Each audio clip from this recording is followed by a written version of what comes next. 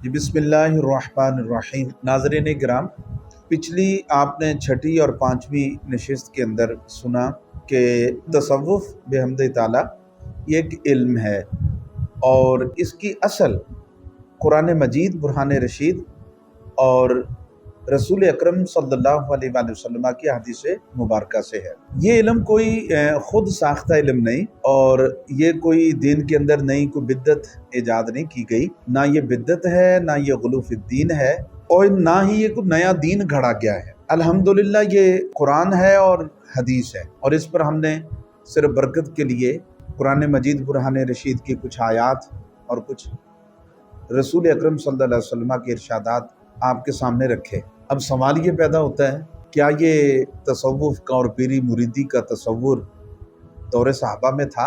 तो हम इंशाअल्लाह इस पर खुलकर इंशाअल्लाह सिलसिला बैत के बारे में कुरानी आयात से और अहदीस नबविया सल्लल्लाहु अलैहि वसल्लम से ज़रूर अर्ज़ करेंगे अगली नशिस्तों के अंदर। आज सिर्फ मैं ये अर्ज़ करना चाहता हूँ आपकी खिदमत में कि रसूल अकरम सल्लल्लाहु अलैहि वसल्लम की हयात मुबारका से, आप सल्लल्लाहु अलैहि वसल्लम की ज़िंदगी मुबारका से, आप सल्लल्लाहु अलैहि वसल्लम की सुन्नत से इसकी असल मौजूद थी, लेकिन ये एक इदारे की और शोबे की सूरत यकीनन इसने बाद में इख्तियार की। अब कैसे देखिए, कोई बंदा कहे कि ये अदलिया, ये अदालती निज़ाम, ये बिद्दत है, रसूल अकरम सल्लल्लाहु अलैहि वसल्लम के ज़माने में नहीं था, तो कौन सा ऐसा अक्लमंद बंदा कहेगा कि अदल इंसाफ हुजूर के ज़माने में नहीं था? तो हर कोई कहेगा कि अदल इंसाफ तो हुजूर के ज़माने में था। जब अदल इंसाफ हुजूर के ज़माने में था लेकिन अदालतें नहीं थी। कोई शख्स कहे इल्म हुजूर के ज़माने में था, तो सब कहेंगे इल्म हुजूर के ज़माने में था, लेकिन पूछा जाए कि मदारस थे, क्या किताबें थी, बुखारी थी, मुस्लिम थी, सियासता की कुतुब थी, तो सब कहेंगे नहीं थी। इल्म था, किताबें नहीं थी। क्या रसूल अकरम सल्लल्लाहु अलैहि वसल्लम के ज़माना में जिहाद था? सब कहेंगे जिहाद था, लेकिन फ़ौज नहीं थी, जिहाद था। इसी तरह रसूल अकरम सल्लल्लाहु अलैहि वसल्लम के ज़माना मुबारका में सिलसिला तबलीग था, लेकिन मदारस नहीं थे, और जिस तरह औकाफ नहीं था। रसूल अकरम सल्लल्लाहु अलैहि वसल्लम के ज़माना में यह ख़त व ख़ताबत का सिलसिला, पैगाम का सिलसिला, पैगाम रसानी का सिलसिला था, लेकिन डाक नहीं थी, डाकखाना नहीं था। तो ये सारी चीज़ें, अब इसकी मैं बहुत सारी मिसालें दे सकता हूँ आपकी खिदमत में। नाज़रीन किराम, रसूल अकरम सल्लल्लाहु अलैहि वसल्लम की ज़ात ही चूँकि मंबा थी, नबी पाक अलैहिस्सलाम मस्जिद नबवी शरीफ के अंदर ही कुल फैसले होते थे। वही अदालत थी, वही यूनिवर्सिटी थी, वही कॉलेज था, वही बीमारों की इलाजगाह थी, वही हॉस्पिटल था। तो सारे फैसले रसूल अकरम सल्लल्लाहु अलैहि वसल्लम की ज़ात मुबारका से मस्जिद नबवी शरीफ में होते थे।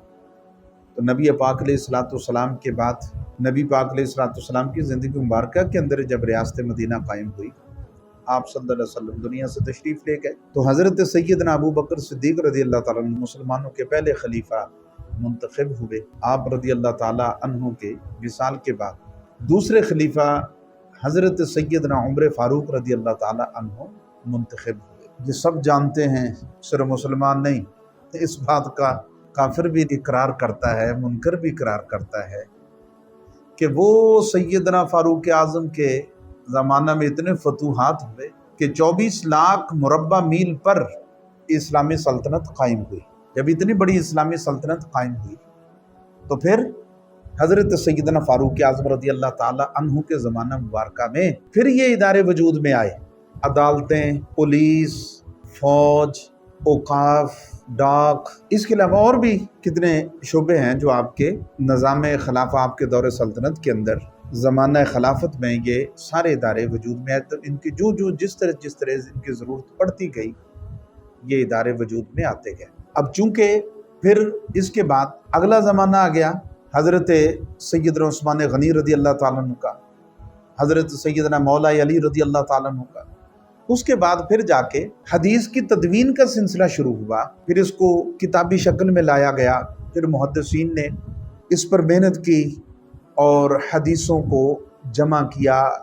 फिर ये बुखारी है, मुस्लिम है, तिरमिज़ी है, दीगर इब्न माजा, ये सारी फिर किताबें, हदीसें की किताबें, क्या हदीसें तो मौजूद थी, रिवायतें तो मौजूद थी, लेकिन इनकी किताबों का सिलसिला, ये तदवीन का सिलसिला शुरू हुआ।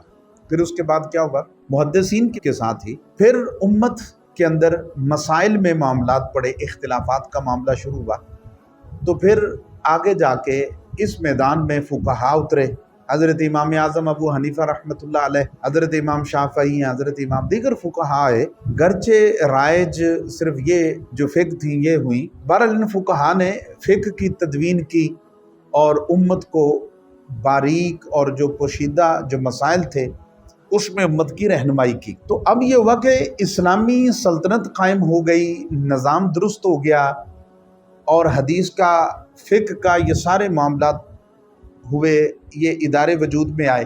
تو پھر حضرت امام حسن بصری جیسے، حضرت سری سکتی جیسے، حضرت جنید بغدادی، حضرت داؤد طائی جیسی، ایسے یہ جو صوفیاء تھے جنہوں نے حضرت حسن بصری سے، سیدنا مولا علی رضی اللہ تعالیٰ عنہ سے، حضرت ابو بکر صدیق سے آگے یہ جو علوم باطن تھے، علوم باطنیت تھے، تصوف کے جو علوم تھے جو انہوں نے حاصل کیے، لیکن اس سے چونکہ تمام جو علوم تھے، تمام جو اسلامی جو قوانین تھے، وہ ایک ایک ادارے کی شکل اختیار کرتے گئے، شعبے کی شکل اختیار کرتے گئے۔ تو یہ جو حضرات تھے صوفیاء، اہل تصوف، جن کے پاس وہ علوم نبوت، وہ تصوف کے علوم، یہ وہ لوگ جو اس کے وارث تھے، حاملین تھے، انہوں نے پھر ایک شعبے کی ایک تدوین کی اور اس کو تصوف کے نام سے منسوب کیا اور اس کو پیری مریدی کے نام سے منسوب کیا۔ تو اس طرح جس طرح دوسرے تمام شعبہ جات رسول اکرم صلی اللہ علیہ وآلہ وسلم کی سنت سے ثابت ہیں اور ان کا وجود رسول اکرم صلی اللہ علیہ وآلہ وسلم کی سنت سے ثابت ہے، قرآن سے ثابت ہے، حدیث سے ثابت ہے، تو جس طرح وہ سارے شعبے بعد میں وجود میں آئے، اسی طرح علم تصوف بھی اسی طرح اس کی اصل قرآن اور حدیث میں موجود تھی، لیکن یہ شعبہ کی شکل اس نے بعد میں اختیار کی، جیسے کہ دیگر شعبوں نے اپنا وجود میں آئے۔ تو انشاءاللہ بفضل اللہ تعالیٰ مزید اس کی تفصیل کے لیے اگلی آپ نشست کا انتظار کیجیے۔ السلام علیکم ورحمۃ اللہ وبرکاتہ۔